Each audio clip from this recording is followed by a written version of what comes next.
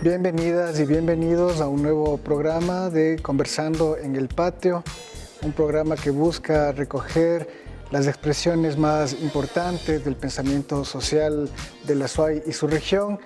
Esta vez transmitimos desde el patio Silvia Cordero Cueva de la Casa de la Provincia de la SUAY y nos acompaña para hoy un historiador, investigador, sociólogo muy importante para Cuenca y la región.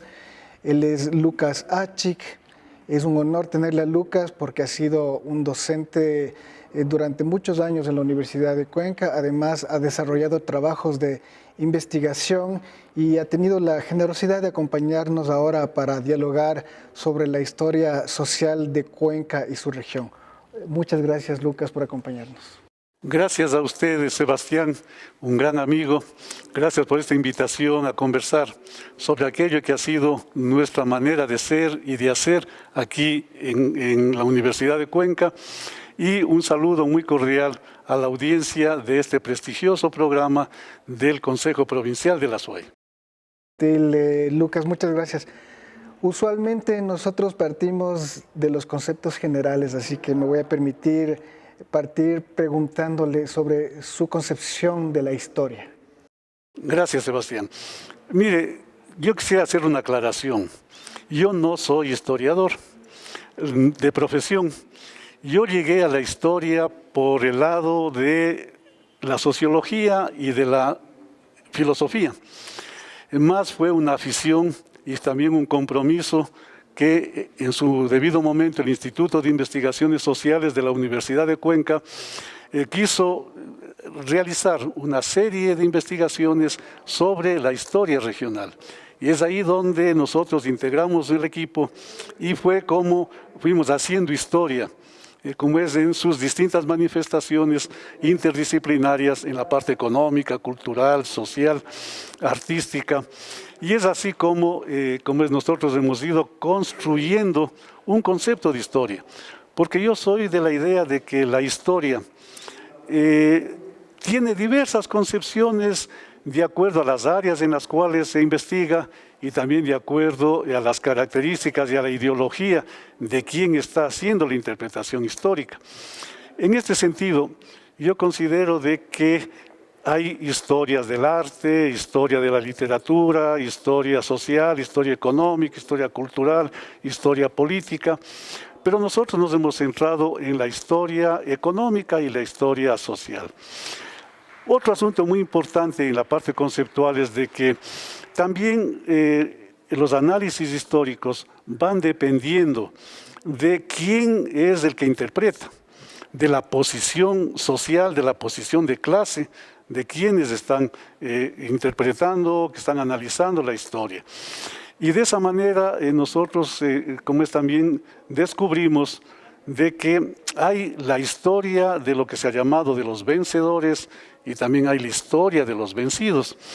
La historia de los sectores dominantes, la historia de la rebeldía, la historia de la resistencia. Y también existen, como es otros historiógrafos más que nada, como es de los grandes personajes.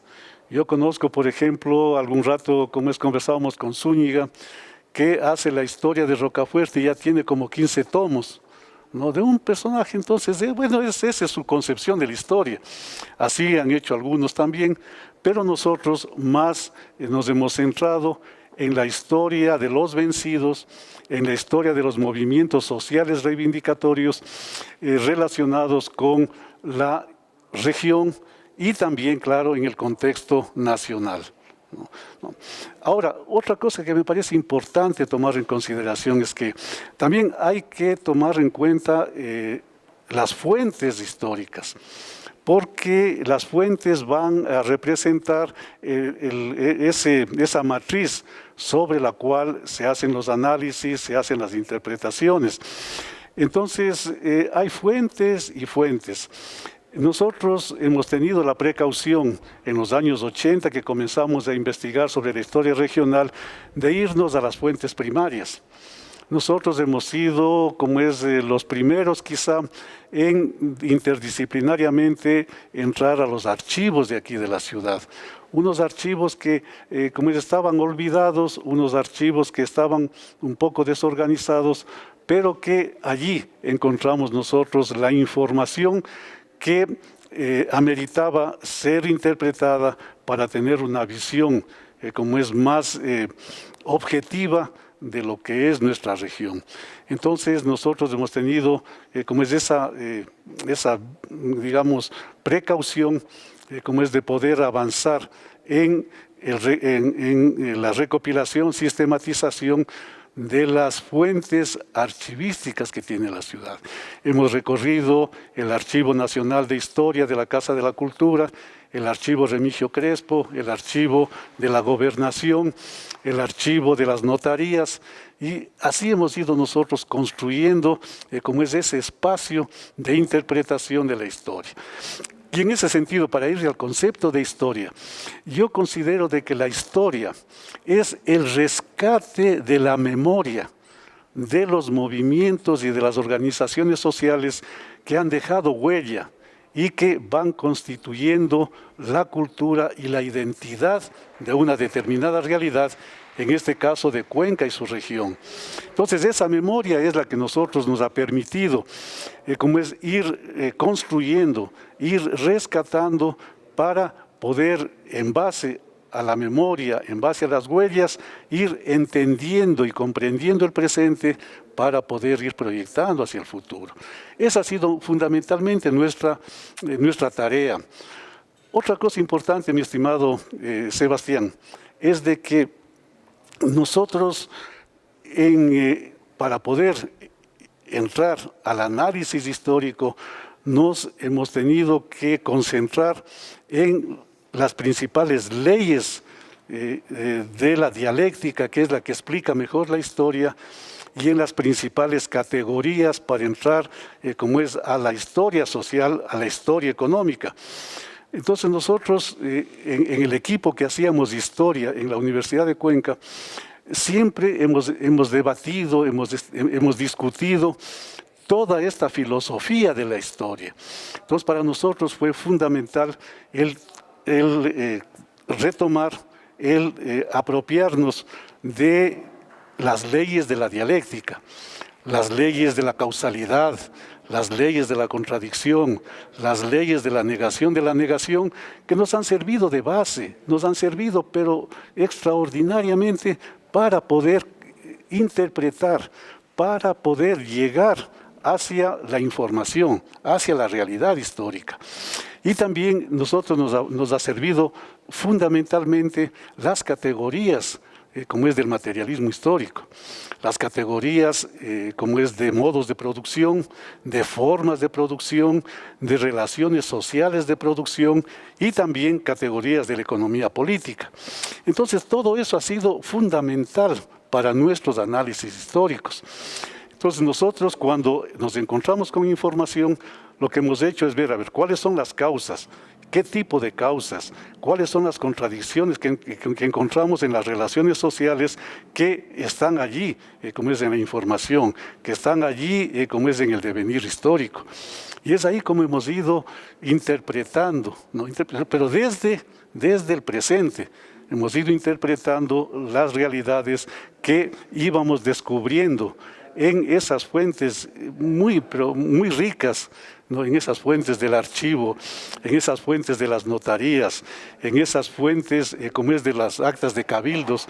Para nosotros fue pero muy emocionante, si cabe el término, encontrarnos con los libros de cabildos, ¿no? Con los informes de gobernadores, de corregidores, encontrarnos después con informes como es ya en tiempos de la República, como es de gobernadores ya republicanos, y también encontrarnos con los datos como es económicos, los datos relacionados con compra-venta de tierras, como es relacionados con las estructuras de poder que se veían ahí, como es en las fuentes, ¿no? También tuve la grata oportunidad de estar un año investigando en los archivos, en el Archivo General de Indias de Sevilla, en donde está, como es la información que faltaba de aquí, de los archivos nacionales, están allí en los archivos de Sevilla, y ahí fuimos completando la información y completando la visión de lo que era Cuenca y su región. Qué interesante, Lucas, muchas gracias por ese concepto inicial tan amplio. Ahí permítame hacer unas preguntas alrededor de esto. Entiendo que el trabajo histórico tiene que ser muy riguroso en cuanto a lo metodológico para tener cierta objetividad, pero de ninguna manera eso implica que la interpretación sea neutral. Hay una intencionalidad de todas maneras en el fondo para comprender lo que ocurrió en un momento histórico determinado que nos define en el presente, y esa interpretación no es de ninguna manera neutra. Indudablemente, como yo le había manifestado anteriormente, mire, no hay historiadores neutrales, no, más bien yo iría por la objetividad. No. ¿Qué es la objetividad? Aquello que más se acerca, ¿no? Que más se acerca, tampoco hay una verdad única. La objetividad es aquello que más se acerca hacia el conocimiento y la interpretación de la realidad. Entonces, como es, hay algunos que se quedan en la periferia, o sea, en los personajes. Hay aquellos que se quedan en los sectores dominantes y hay otros que hemos hecho esfuerzos por llegar a los sectores sociales, llegar a los movimientos sociales, llegar a los procesos sociales, porque ahí está la riqueza realmente de la interpretación histórica. Porque ¿quién hace la historia? Hacen los individuos, la historia hacen los movimientos, y el movimiento social de reivindicación, el movimiento social de rebeldía, el movimiento social de resistencia, ellos son los que realmente marcan el acercamiento más objetivo hacia el conocimiento de la realidad histórica. Ahí tengo una pregunta también alrededor de cuáles son en su concepción las relaciones entre la historia y el poder. Ya, mire, el poder siempre ha querido basarse, sustentarse en aspectos históricos, ¿no? Entonces el poder se ha ido estructurando sobre una base, digamos, de dominación, ¿no? Que supuestamente se ha ido fortaleciendo históricamente. Pero esa es una parte, como es, de la historia, ¿no? Esa es la historia desde la visión del sector, desde la visión del poder, ¿no? Pero también hay el contrapoder, ¿no? Y también hay, como es, toda una historia, ¿no es cierto?, del contrapoder que ha permitido darle una mayor direccionalidad a las organizaciones y a los movimientos sociales. Por ejemplo, pongámonos un caso, el 15 de noviembre, o sea, algo que pasó en el 22, como es a nivel nacional, como es a través de la masacre que hubo a los trabajadores del 15 de noviembre. Entonces ahí hay historiadores que se ponen en la visión de los que estaban, de los sindicatos, de los gremios que estaban interviniendo, y hay otros que estaban en el poder, ¿no es cierto? Entonces, hay unos que dicen, no, sí, lo que pasó es una cosa como es necesaria porque había un levantamiento y eso había que reprimir. No, pero en cambio hay la otra historia, la historia de los trabajadores, la historia de los gremios que fueron masacrados, y eso es lo que significó, como es todo un proceso que apareció después ya en términos más organizados de reivindicación y procesos que han ido consolidando toda una fuerza social para poder darle, como es, a la realidad, como es, una determinada dirección de reivindicación.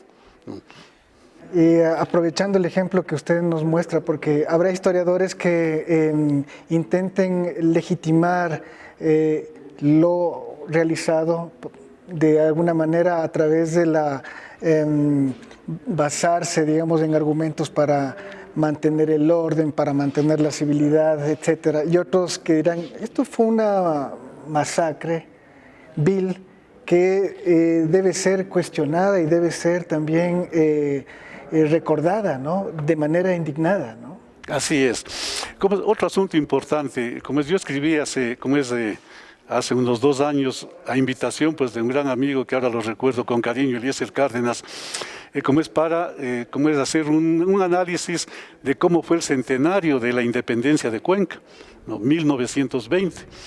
Entonces, si nosotros vemos a historiadores, como es analizando en 1920, ahí lo que se ve es que 1920 fue un regocijo, fue toda una fiesta en donde había, como ya llegó el primer avión a Cuenca. Entonces, hay quienes historian eso, ¿no? Pero lo que no saben es que todo eso fue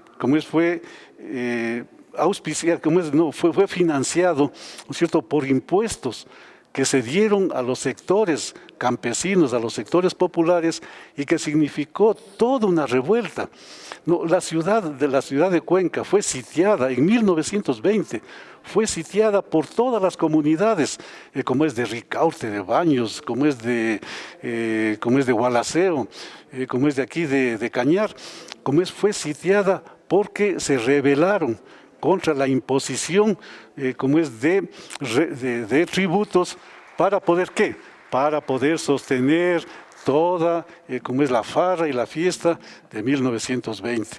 Entonces, hay quienes historiamos esa parte, ¿no es cierto?, de rebeldía, esa parte de resistencia, y hay otros que historian las fiestas, los puentes que se hicieron, la avenida del primer avión, ¿no? Entonces, mire las dos historias, ¿no? Claro, digamos, esta historia social, esta historia que documenta la rebeldía, no es muy conveniente al poder. Esa es la cosa, así es. Ahí estamos, ¿no? Ahora, sobre el tema de la dialéctica, usted manifiesta sus bases teóricas en el materialismo histórico, ¿no? Pero me parece que también deberíamos decir algo sobre el futuro, porque si bien, digamos, ese asentamiento riguroso que hay en la documentación, en el concepto, no necesariamente tiene que proyectarse de manera determinista hacia el futuro. Mire, es importante, darle más discusión, más contenido a la ley de la negación, porque ahí es donde yo logré entender la visión de pasado, presente y futuro, ¿no? Porque la historia no es una historia lineal, la historia no es una historia circular, ¿no? La historia es una historia dialéctica, en donde en el presente nosotros encontramos los fundamentos del pasado que se van negando en el presente, y esa negación del presente permite arribar a una nueva negación que son los gérmenes del futuro. Entonces, en el presente anidan, ¿no? En el presente se van estructurando las huellas del pasado que marcan su identidad, que marcan su cultura, y los aspectos del futuro, ¿no es cierto?, los gérmenes que nosotros lo denominamos del futuro, que ya se avisoran, ya se advierten, ¿no es cierto?, en las relaciones del presente, ¿no? Y eso es importante. Entonces, para mí, la dialéctica ha sido una escuela que me ha permitido entender no solamente la causalidad, la contradicción, sino también esa historia, ¿cómo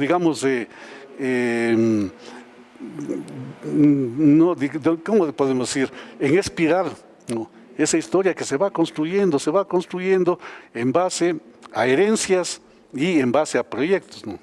Que eso es importante. Lo que se ha construido también gracias al movimiento de los pueblos, de ese espíritu de rebeldía frente al poder, esos derechos que han sido incluso reconocidos no están tampoco garantizados, no están ahí para siempre, pueden ser susceptibles de pérdida. Esa es la riqueza de la dialéctica, precisamente, ¿no? Porque la dialéctica no es un asunto ciego, no es un asunto determinista, sino es un asunto que se va construyendo, ¿no? Alguien decía caminar 2 pasos adelante y 1 para atrás, o sea, se va construyendo de esa manera. No hay un determinismo, sino ahí están las fuerzas sociales, ahí están los errores, los aciertos, ¿no es cierto?, que van dándole una determinada orientación a los procesos.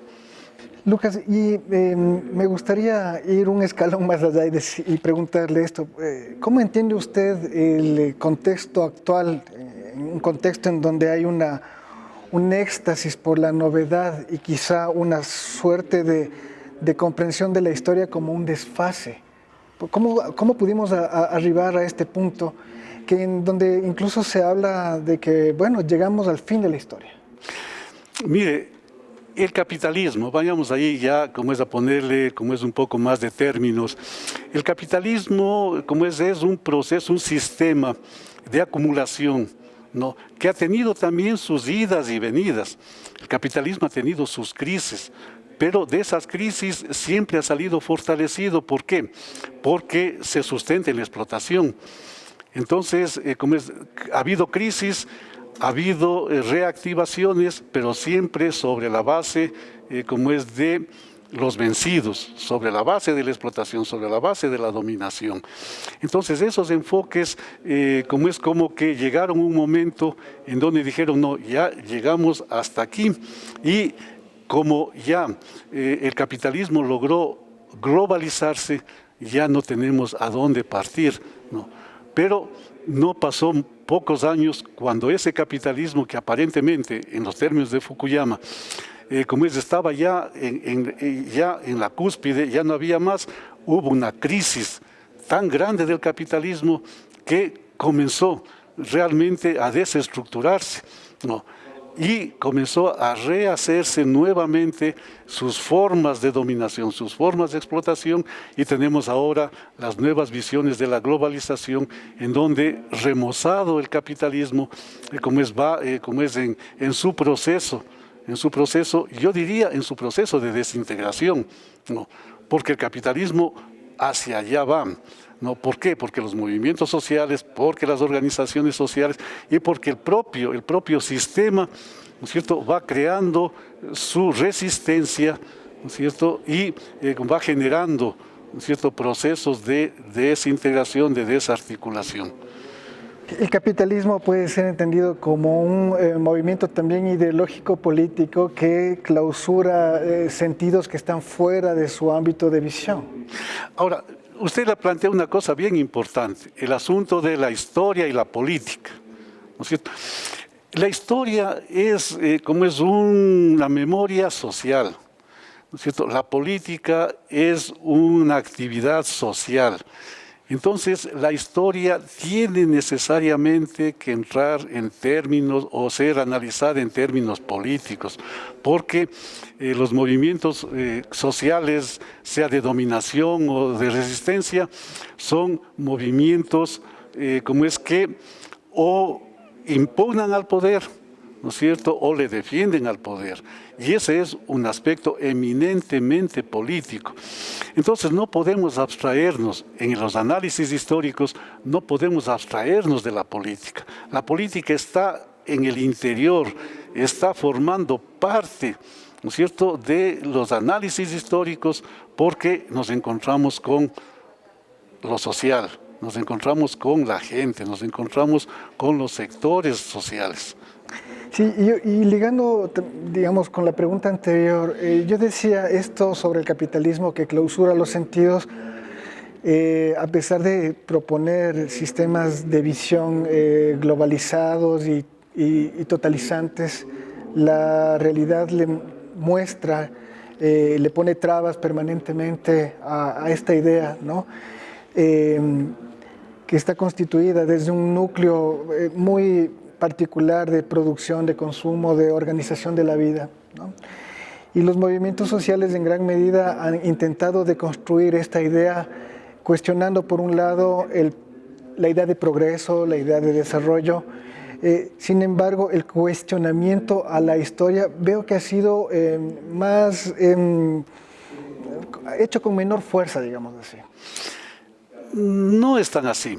Lo que sucede es que, como el capitalismo se ha ido remozando, también, ¿no es cierto?, la respuesta social se ha ido remozando.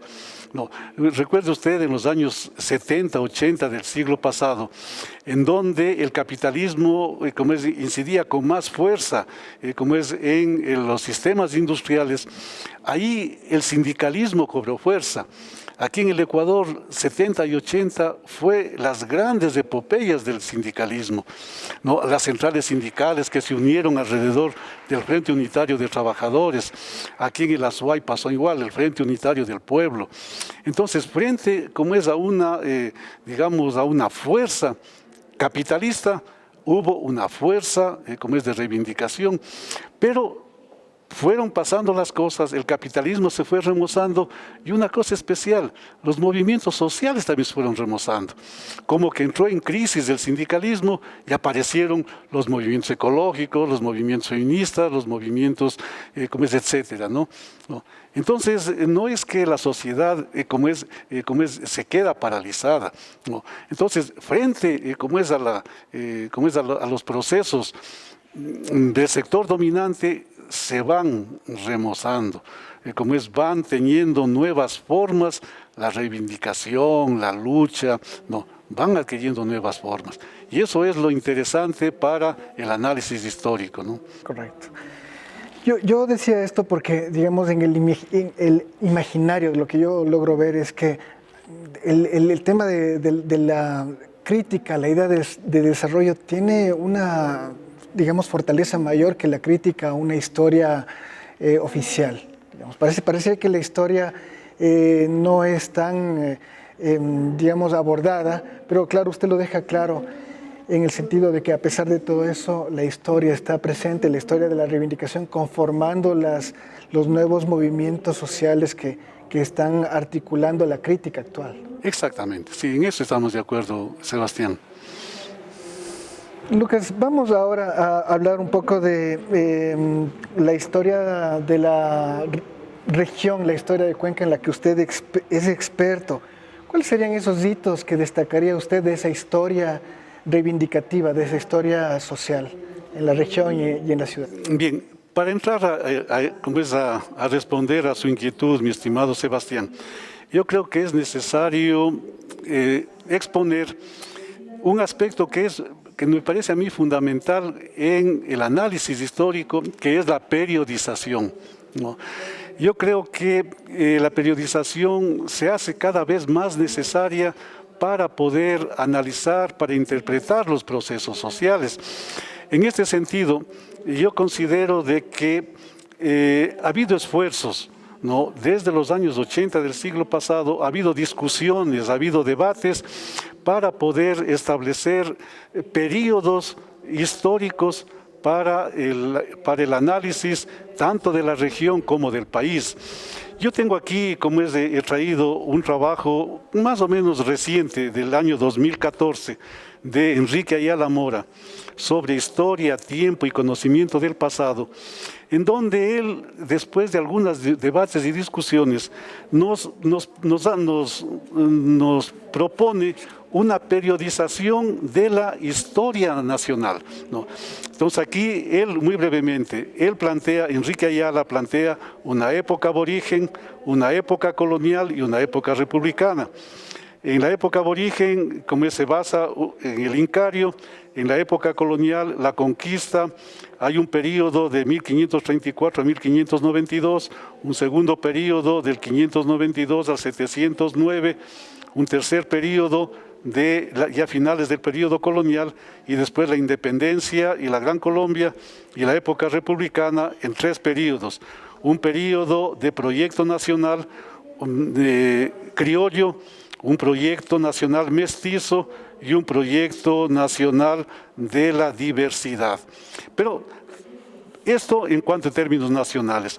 Y en términos ya regionales, yo quisiera rescatar como es un trabajo o discusiones que se hicieron, como es a nivel de la región, para poder establecer una mejor interpretación de la historia regional. Entonces, la región ha tenido procesos de auge y de crisis, en donde, ha habido la economía, ha ido dando cierta presencia, a nivel del desarrollo regional y también a nivel del desarrollo nacional. Entonces, en ese sentido, yo quisiera rescatar, trabajos que ha realizado Leonardo Espinosa, fallecido hace 10 años, sobre la periodización de la historia regional. Yo aspiro que, es un libro que él, que lo estamos tratando de editar, en donde están sus principales ensayos sobre historia regional y historia nacional, sobre todo una cosa bien importante sobre la descentralización a propósito, ¿no? Él tiene trabajos muy muy propositivos sobre la historia regional. Entonces ahí lo que nosotros planteamos es, partiendo, no vayamos a los orígenes de la región, vayámonos ya al periodo colonial concretamente.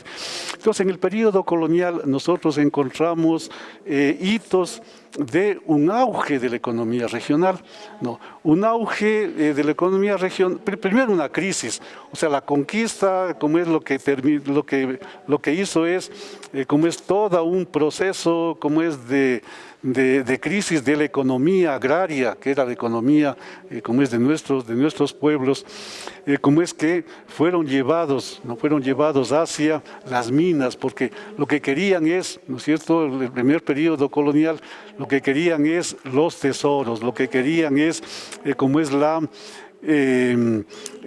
riqueza, ¿no? Y fueron a los lavaderos de Gualaceo, fueron a los lavaderos de Zaruma, entonces, y también fueron enviados, como es a algunos pueblos, como es hacia las minas de Potosí en Bolivia.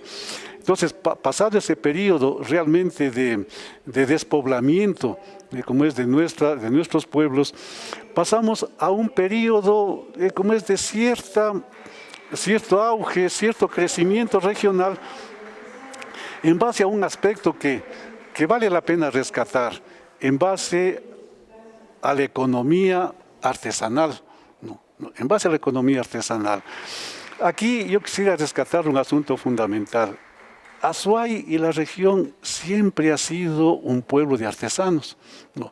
Artesanos que han ido combinando el trabajo agrícola con el trabajo artesanal, un trabajo agrícola de subsistencia y un trabajo artesanal de comercio, ¿no?, de comercialización.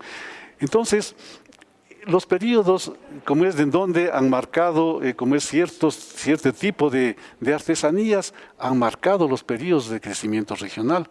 Por ejemplo, en el siglo XVII, aquí fue un auge de la economía regional. ¿Por qué?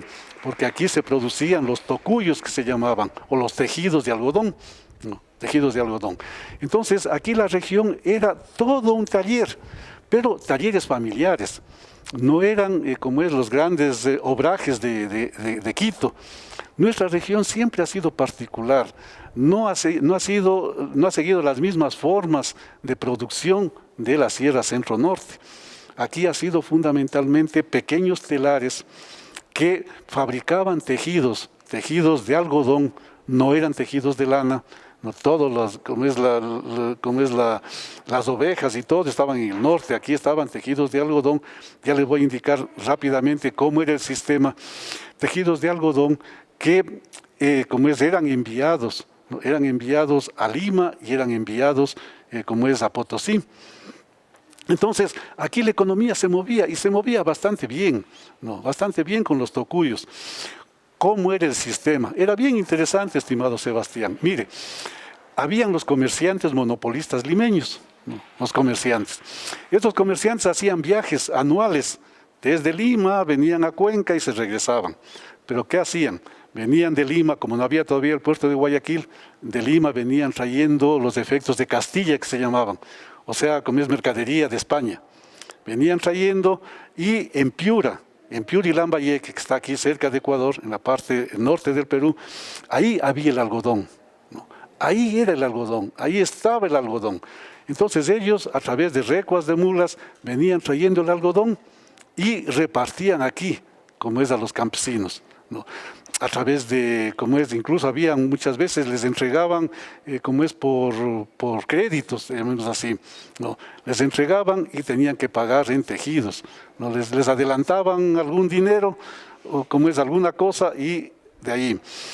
Y una vez que los tejidos, una vez que ya pasaba un tiempo, los comerciantes venían y cogían los tejidos, ¿no?, y les llevaban a Lima, ¿no?, y de ahí comercializaban ya para Potosí. Entonces era un circuito comercial de esa naturaleza, y eso da la medida otra cosa bien importante, de que la economía regional de aquí nuestra miraba al sur, no miraba al norte. Claro, al norte iban algunas cosas de cañar, sobre todo alguna, como es ganado, se iba para allá. Pero no, la economía esta siempre estaba mirando al sur. No, en ese circuito, ¿no? En un circuito, como es que duraba un año, pero ese circuito, ¿qué pasaba? Lo que pasa siempre con las artesanías. Los artesanos, tejedores de tocuyos, eran explotados por los comerciantes. No, por los comerciantes. ¿Qué sucedió a finales del periodo colonial? Los tocuyos entraron en crisis. ¿No? ¿Por qué entraron en crisis? Porque ya como es el proceso industrial de Europa, ya comenzó a sus tejidos, ¿no? Sus tejidos comenzó ya a salir, a exportar, y comenzaron a llegar los tejidos a Lima. ¿No? Comenzaron a llegar los tejidos a Lima y se eclipsó, como es el comercio de tocuyos de aquí de la Azuay. ¿No? Fue una gran crisis, una crisis regional, pero tremenda. ¿Cómo se fue solucionando la crisis? Comenzó a aparecer la exportación cacaotera, la producción cacaotera. Comenzó a aparecer, ¿y qué pasaba? Los pueblos de aquí, la gente de aquí, comenzó a irse a los calientes del cañar, que se llamaban, ¿no es cierto?, a la recolección de cacao, ¿no?, para la producción, para la exportación.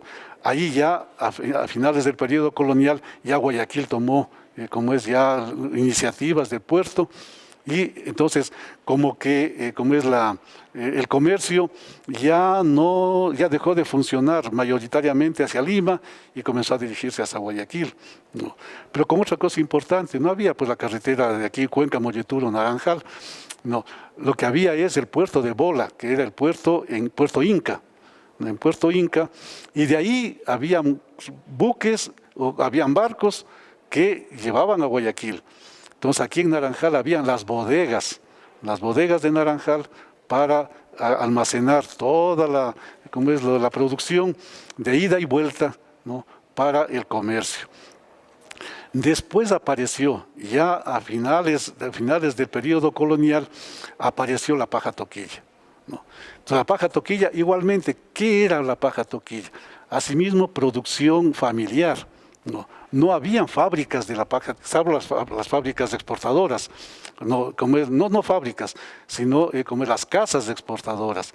Pero la paja toquilla se hacía en las casas, ¿no? La paja toquilla venía de Manglar Alto y también venía como es de Hualaquiza, o sea, una parte mínima del oriente, pero también venía como es de la costa.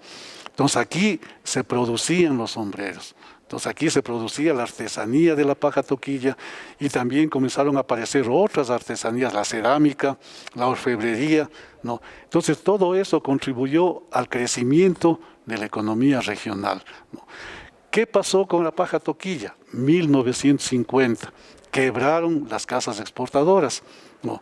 Entonces ahí, hubo toda una debacle en las casas exportadoras de Nueva York. La economía regional cayó, ¿no es cierto? Cayó una crisis, pero tremenda. ¿Y cómo fue saliendo? A través del CREA, ¿no? Entonces aquí, los grupos dominantes de aquí de la Azuay lograron conseguir leyes protectoras para iniciar los procesos industriales, ¿no? Leyes protectoras para el fomento, del comercio, y es ahí como la economía regional entró en un proceso de industrialización, ¿no? Y ahí el CREA jugó un papel fundamental. Ahí, hay que resaltar todos los directores ejecutivos del CREA que pusieron todo su amor, todo su entusiasmo para que el proceso industrial de Cuenca pueda surgir, ¿no? Y es así como en esa época el proceso industrial de Cuenca fue mucho más dinámico que Quito y Guayaquil, ¿no? Quito y Guayaquil. Entonces ahí entró en el proceso industrial. Ese proceso industrial, ¿no es cierto?, fue en un comienzo muy, muy generoso, pero se fue poco a poco se fue deteriorando, ¿no? Y nos encontramos allá, en este siglo, ¿no?, nos encontramos con la migración, ¿no? Todo el proceso que hubo a fines del siglo XX, comienzos del XXI, y nuestra gente se fue, ¿no? se fue y nuestra economía comenzó a subsistir en base a las remesas, ¿no? Entonces, así ha sido nuestra historia regional, historia económica, historia social, ha ido con momentos de auge, momentos de crisis que siempre han estado vinculados a los procesos artesanales, ¿no? Entonces, ahí viene una cosa importante. El habitante azuayo ha sido un habitante, pero de una manualidad extraordinaria, ¿no? Tejidos, bordados, orfebrería, cerámica, ¿no? Ha sido pero privilegiado en, eso, en términos de artesanía, a tal punto que Chordelec, ciudad artesanal, Gualaceo, ciudad artesanal, Cuenca, capital artesanal, ¿no? Entonces, así es como nos hemos identificado. Nuestra identidad ha sido esa, ¿no? Una identidad manual, ¿no? Con una habilidad extraordinaria, ¿no? Y es así como se ha subsistido. Y me parece que estos aspectos que usted menciona tan interesantes, ¿no? También han modelado la identidad del habitante azuayo, por ejemplo, en su visión autónoma, una visión libre, los artesanos de todas maneras no vinculados a la gran industria, siempre mantuvieron como cierta independencia por un lado, y por el otro lado el saber hacer. El saber hacer, ¿no? ¿Cómo no? Que, por supuesto, mirado desde esta perspectiva, el habitante que sabe hacer, que tiene un conocimiento, una herencia, una capacidad de autonomía, probablemente tenga mayores condiciones de habitar otros espacios, de dirigirse, de moverse, la movilización. Sí, la movilización ha sido una característica, yo diría, genética, como es del habitante azuayo. El habitante azuayo ha sido migrante, pero de naturaleza, ¿no? Como es, ha ido al oriente, ¿no? Ha ido como es en tiempos de la zafra. En tiempos de la zafra ha estado permanentemente yendo y viniendo, ¿no? Como es de la costa. Yo recuerdo, estábamos haciendo nosotros investigaciones hace unos 10, 12 años, y, por ejemplo, aquí en Delexol, o sea, de Chordelec para abajo, ¿no? En Delexol todos los jueves habían buses que trasladaban, como es a la mano de obra de ahí, trasladaban a la costa. Y los días viernes esos buses regresaban a Delexol, a toda esa región de Delexol, ¿no? Entonces, todo un siempre ha habido ese caminar, ¿no? Todo un siempre, caminar, como es de Cañar hacia Tenguel, ¿no es cierto? De aquí, como es hacia las bananeras, hacia la zafra, siempre ha estado allí. Entonces, el habitante azuayo nunca se ha hecho problema de salir, ¿no? El habitante ha cogido como es su tonguita y ha ido nomás. Entonces, pero cuando ya se le presentó la oportunidad de salir al exterior, tampoco han tenido problema, ¿no? Y como dicen fundamentalmente, si es que no es la primera, se van a la segunda. Y si es que no resultó la segunda, se van a la tercera. No es que aquí dicen, oiga, pero ya basta. No, es decir, es su manera de ser. Ahora, de todas maneras, este fenómeno que viene desde algunos años, desde algunas décadas, ¿no? De todas maneras revela algo que está, un problema que está dentro de la estructura nacional estatal del Ecuador, que de alguna manera ha marginado algunos territorios y entre ellos precisamente esta región. Ya, eso nos enfrenta a una situación que es bien interesante ponerle aquí a consideración, que es el asunto del centralismo, de la descentralización, que ha sido un fenómeno permanente del Azuay. El Azuay siempre ha estado dando recursos, como es aquí, todo el tiempo ha estado, desde la época colonial. En la época colonial, como es todos los tributos que aquí se recogían, ya sea por la vía del remate o por la vía de administración directa, todos esos recursos siempre han estado yendo a Quito, siempre han estado.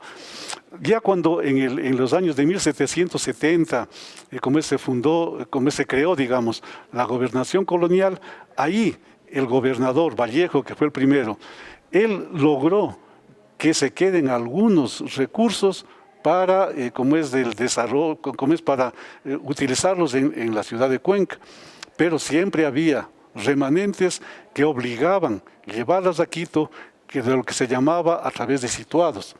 Entonces, los situados siempre eran enviados a Quito. Y hay una cosa bien importante, Sebastián. El gobernador de Cuenca, como es de 1809, 1810, y después, que quedó muchos años y apareció en 1822 en Quito, el gobernador era Almerich, ¿no? El que dirigió las tropas españolas, como es en los procesos de la independencia, era gobernador de Cuenca. Y cuando pasó el 10 de agosto de 1809, él organizó aquí todo el ejército para ir, como es a resolver el problema de como es la insurrección de Quito. Y se fue llevando todos los recursos, ¿no? ¿Y quién le apoyó en eso? El obispo de Cuenca, ¿no? El obispo de Cuenca, Quintián Ponte de León, ¿no?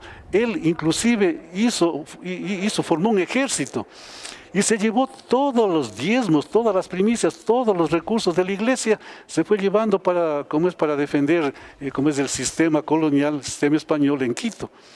Entonces, eso del centralismo, eso ha sido, pero una historia de toda la vida de Cuenca, ¿no? Pero ahí tenemos gente valiosa, ¿no? Tenemos, por ejemplo, Benigno Malo. Benigno Malo hay que tenerle muy en cuenta en los procesos de descentralización, porque él fue el que más reclamó, el que más estuvo, al frente de la SUAY para poder reclamar, que es la descentralización. Inclusive él tiene muchos escritos sobre el federalismo, ¿no? Entonces Benigno Malo, escribió muchas cartas, ¿no? Igual que Rocafuerte. Rocafuerte también fue otro de los federalistas, y Benigno Malo, una serie de cartas y una serie de planteamientos para hacer del Ecuador como es un país federado, ¿no? Inclusive él escribía las cartas sobre el federalismo, escribía con el seudónimo de Jorge Washington, ¿no? Entonces, como es la descentralización. Entonces siempre, ha habido personajes de aquí de la SUAY muy prominentes que han estado, impugnando el centralismo y han estado haciendo planteamientos sobre la descentralización.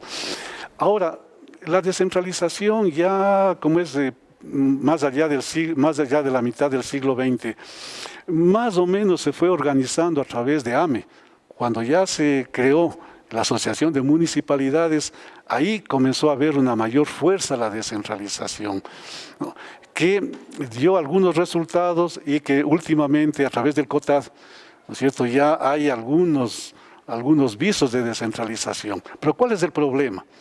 El problema es que los planteamientos son discursivos. Los planteamientos de la descentralización son planteamientos de descentralización administrativa, pero no se trata de eso. Lo fundamental de la descentralización es la parte financiera. Y eso Quito no lo quiere tocar. Entonces aquí el IVA, el ICE, como es el impuesto a la renta y todo va a Quito. Entonces aquí eso no se quiere mover. Dice, bueno, ya les descentralizamos lo que quieran ustedes, pero nada de la descentralización de los recursos económicos. Ese es un asunto que hay que seguirlo peleando, pues hay que seguirlo discutiendo para que los recursos vayan en beneficio de la región, pues. Y a puertas de celebrar el bicentenario, probablemente podamos hacer nuevos planteamientos de organización del Estado. Es importante, ¿cómo no? Ese es un compromiso y creo que ahí Cuenca debe dar ese ejemplo que siempre ha tenido de ponerse a la cabeza de las reivindicaciones que son importantes y necesarias.